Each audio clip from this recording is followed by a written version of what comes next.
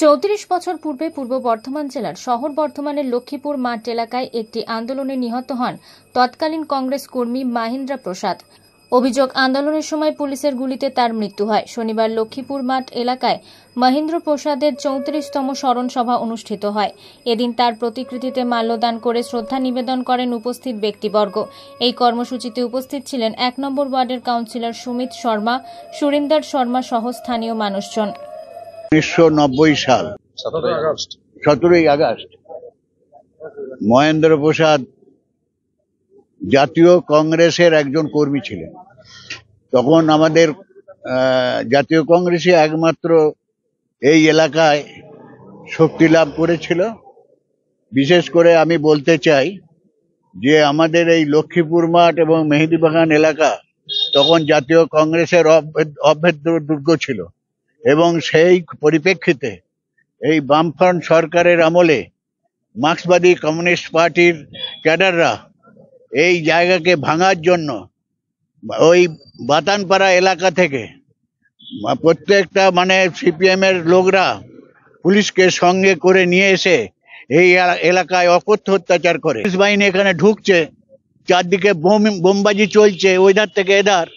তখন এমনই একটা অবস্থার সৃষ্টি করেছিল সন্ত্রাসের রাজত্ব।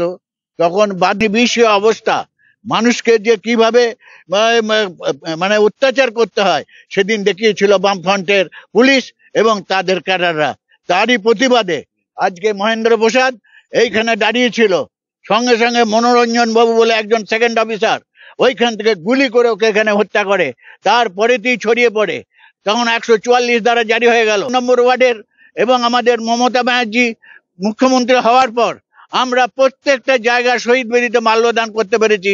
আজকের দিনটা আমাদের কাছে খুবই বেদনাদায়ক দিন।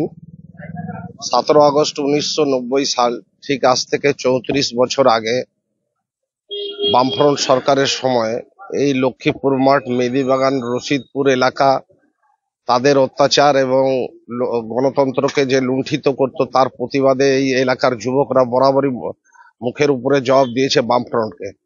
সেদিনের ঘটনা একটা সামান্য ব্যাপার নিয়ে তারা বিভিন্ন জায়গা থেকে সিপিএম এর হারমাদ এবং পুলিশকে নিয়ে আমাদের লক্ষ্মীপুর মাঠে আক্রমণ করে।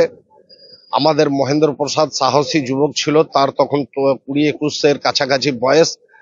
সে তখন জোরালো প্রতিবাদ করে, সিপিএমরা পিছু হটতে বাধ্য হয়। তারপরে সিপিএম এর প্ররোচনায় পুলিশের, বামফ্রন্টের পুলিশের গুলিতে এখানে নিহত হয়। মহেন্দ্র প্রসাদের যে প্রতিবাদী চরিত্রটাকে বজায় রাখার চেষ্টা করি, তাই আজকে মহেন্দ্র প্রসাদের স্মরণ সভা আমরা প্রত্যেক বছর করি, এবছরও হয়েছে। ব্যুরো রিপোর্ট, আনন্দ বার্তা।